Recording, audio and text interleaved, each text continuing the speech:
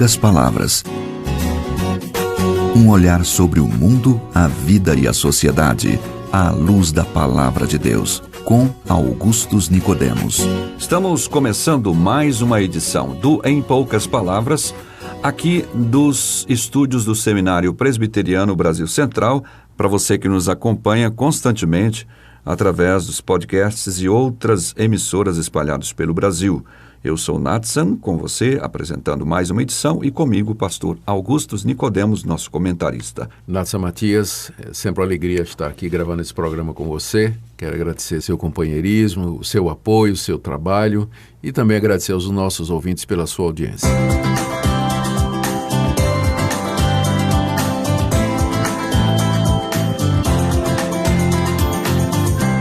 O nosso programa hoje, então, tem um tema bem complexo e você vai ficar sabendo já já.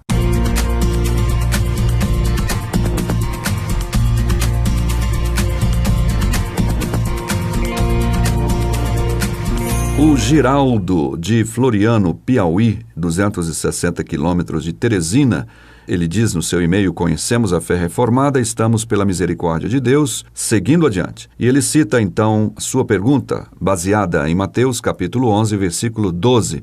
Desde os dias de João Batista até agora, o reino dos céus é tomado à força, e os que usam de força se apoderam dele. Ele cita esse versículo, e a dúvida é: esse texto, Jesus fala que eu devo me esforçar para conseguir entrar no reino. Esse texto é base para muitas pregações neopentecostais. Na visão bíblico-reformada, como interpretar esse texto? E pede aí que a gente mande um abraço para alguns ouvintes, ele mesmo e Eugênia, também o Mano e Cibele, Eduardo e Tássia, Caio e Thaís, Thaís e Gadélia, Geralúcia, a sogra Darcy, para não se esquecer da sogra, tá bom, então você não vai ter complicação com ela. Então tá aí dona Darcy Marques. E os presbíteros da igreja, Mardônio, Valderi, Noel e o pastor Éder Pereira. Tá aí dados os abraços e a pergunta está com o pastor Augustus. Minha saudação a você, Giraldo, aos irmãos aí do Piauí que nos escutam e que oram por nós e que fazem bom proveito do programa. Muito obrigado pela sua audiência. Receba aí o nosso abraço. Vamos lá para a questão. Você, Giraldo, escolheu uma das passagens mais difíceis do Novo Testamento. Ela é considerada uma passagem extremamente complexa e ela tem recebido várias interpretações diferentes. Existem possibilidades diferentes de interpretação. E antes de entrar nessas interpretações, eu queria só lembrar você, Giraldo, que, como essa, existem outras passagens difíceis de compreender nos ditos de Jesus. Vocês lembram que uma das temporadas que nós tivemos aqui era exatamente sobre isso, né? Alguns dos ditos difíceis de Jesus. E mesmo que a gente explicou muitos, eles continuam voltando. Eu até disse que a temporada acabou, mas vez por outra ia surgir algumas dessas coisas aí nesse sentido. Pois é. É que Jesus, às vezes, falava de uma forma enigmática, né? Falava por parábolas, usava muitas alegorias. O objetivo dele era, na verdade, que as verdades que ele ensinava fossem compreendidas somente pelos seus discípulos, Sim. a quem ficou revelado o reino de Deus e a quem a verdade toda foi trazida. Mas há passagens difíceis de compreensão e essa aqui, sem dúvida nenhuma, é uma delas. Bom, nós vamos começar lendo a passagem no seu contexto. Então, lembrando aqui, Jesus disse essas coisas por ocasião da prisão de João Batista.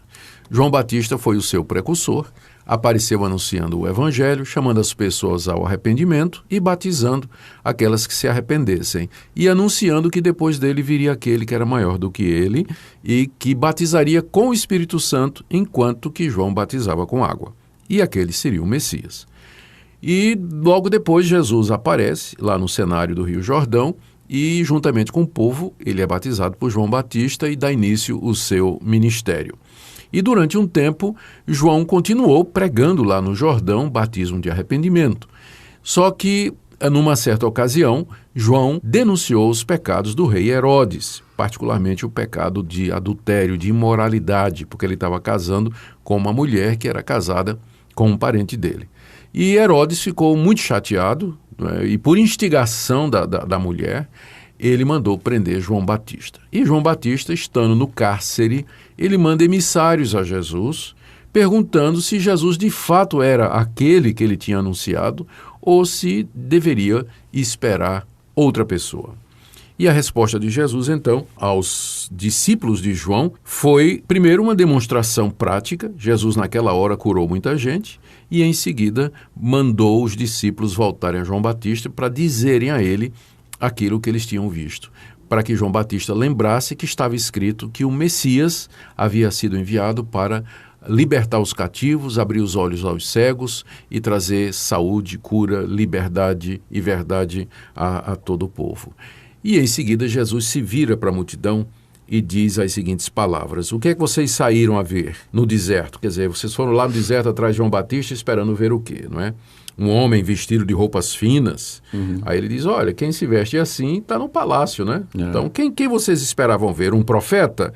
E aqui eu estou lendo já em Mateus capítulo 11, verso 9. Eu vos digo, muito mais que um profeta. João era mais que um profeta. Esse é aquele de quem está escrito, eis aí envio diante da tua face o meu mensageiro, o qual preparará o teu caminho diante de ti. Jesus então se refere ao fato de que o aparecimento de João Batista é o cumprimento de uma profecia. Em seguida ele diz no verso 11 que dos nascidos de mulher ninguém é maior do que João Batista, embora o menor no reino dos céus é maior do que ele.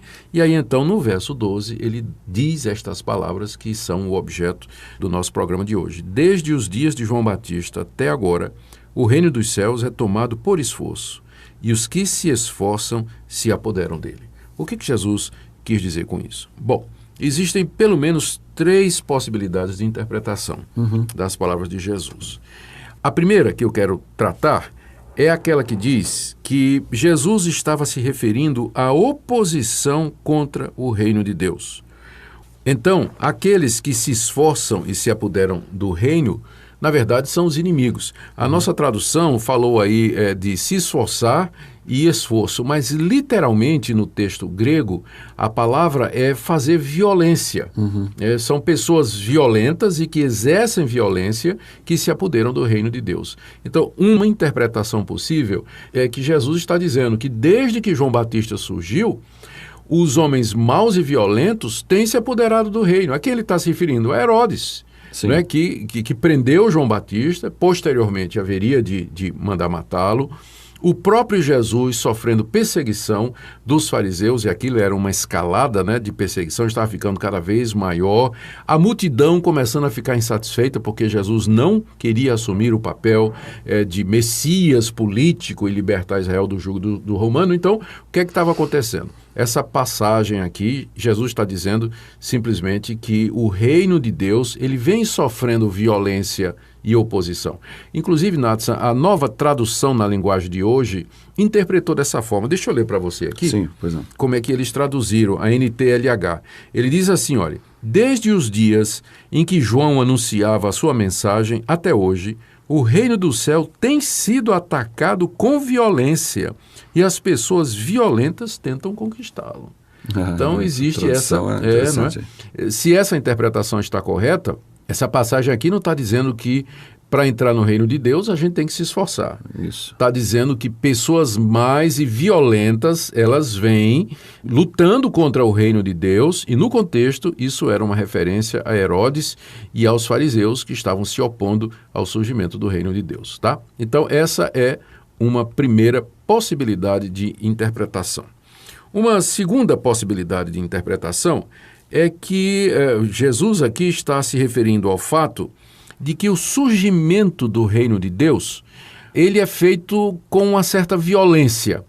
E aqui ele está se referindo à ruptura entre o Antigo Testamento e o Novo, que é protagonizada pelo próprio João Batista e por Jesus Cristo. Os dois, então, seriam aqueles responsáveis pela mudança na aliança e no tempo, não é? Ou seja, até João, a lei e os profetas vigoraram. Mas agora, com a chegada de João Batista, e com a palavra do Senhor Jesus, o surgimento do Senhor Jesus no cenário político-religioso da Palestina, o reino de Deus está sendo inaugurado. Sim. E isso, então, representa uma violência, né? Uma ruptura que é brusca, ela é poderosa, e aí, no caso, os violentos, né, aqueles que se esforçam, é João Batista e Jesus. Tá. Então, né? Essa é uma das interpretações possíveis. E agora vem a terceira, que é a mais popular, que é exatamente o nosso ouvinte aí, ele entendeu, não é? Giraldo. O Giraldo entendeu e ele está querendo saber se essa passagem está significando que para entrar no reino de Deus nós temos que fazer força, significando naturalmente boas obras, cumprimento de determinadas leis ou determinadas práticas, alguns rituais, enfim. Mérito, né? Mérito, né? Ele está perguntando isso aí. Bom, primeiro, essa interpretação iria contra tudo que Jesus ensinou, tudo que os apóstolos ensinaram e tudo que a Bíblia ensina. Uhum. A salvação, a entrada no reino de Deus, ela não pode ser meritória, não é com base naquilo que nós fazemos. Por quê? Porque nós somos pecadores, nós somos indignos, nós não temos mérito suficiente para entrar no reino de Deus. Então, essa passagem está muito longe de ensinar que a salvação e a entrada no reino de Deus é mediante o esforço individual. Mas, por outro lado, Natsan, há também passagens na Bíblia que falam do esforço do crente, não no sentido de que ele é meritório, mas que ele é revelador da fé e da graça que está operando no coração dele. A evidência da sua salvação. Da sua salvação. É por isso que lá na carta de Tiago, ele diz que a fé sem obras, ela é morta. E que a pessoa que tem fé, ela vai ter também obras. Uhum. Então, por isso como consequência. Então, Tiago chega até a dizer, vejam então que o homem é justificado por obras, e não pela fé somente. Tiago não está dizendo que as obras ali, elas são a causa da salvação. Ele está dizendo que as obras são uma expressão da fé. Fé e obras andam juntas de tal maneira e são inseparáveis que, às vezes, ao se falar de um, você está falando da outra. Uhum. E assim por diante. Então, essa expressão de Jesus, o reino de Deus é tomado por esforço e os que se esforçam se apoderam dele, ele já tinha dito antes, né? Arrependei-vos e crede no Evangelho. Então, ele já tinha dito que a entrada no reino é pelo arrependimento e pela fé. Mas uma pessoa que se arrepende e crê, ela, exteriormente, ela vai se esforçar para agradar a Deus. Para permanecer nesse caminho. Nesse caminho, para fazer o que é certo, para fazer o que é correto. Não para ser salvo, mas porque ele foi salvo, já foi salvo, né? Então, se a gente entender aqui que o esforço que Jesus fala é a mesma obra que Tiago menciona, expressão da fé, então está resolvido o problema. Tá certo? Então, o que Jesus está dizendo é que, para que nós entremos no reino de Deus, nós temos que nos arrepender e crer nele. E, como resultado dessa crença, nós vamos lutar contra o pecado, lutar contra o mal em nós vamos perseverar, nos esforçar para obedecer a Deus como expressão da nossa salvação e gratidão, e não como a causa dessa salvação. Tem a ver com aquilo que a gente disse num dos programas anteriores. Quem quer ganhar a sua vida, né, vai perdê-la. E quem perder em favor de mim vai ganhá-la. Isso pressupõe uma luta, né? Um caminhar que não é tão simples assim. A gente tem que lutar mesmo. Perfeitamente. Aliás, eu esqueci de dizer qual das três opções eu acho que é a mais correta, né?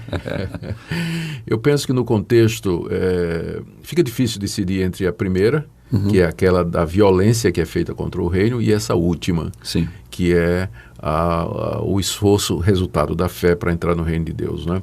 Mas eu optaria por essa última. Eu penso que é isso. O esforço aqui corresponde às obras lá de Tiago. Que bênção, muito bom. Tá aí essa dúvida, então, que foi enviada pelo Giraldo. E a gente até começou a transmitir aqui ao vivo só um pedacinho do programa. Talvez o Giraldo esteja acompanhando. Você vai ver depois o programa completo. Gente, obrigado pela audiência e até o próximo programa. Até o próximo programa, querido ouvinte. Deus o abençoe. Em poucas palavras, um olhar sobre o mundo, a vida e a sociedade, à luz da Palavra de Deus. Apresentação, Natsan Matias. Comentário, Augustus Nicodemos. Um programa da Primeira Igreja Presbiteriana de Goiânia, Rua 68, esquina com 71, Centro. Visite o nosso site www.pipg.org. Apoio, Seminário Presbiteriano Brasil Central, Goiânia.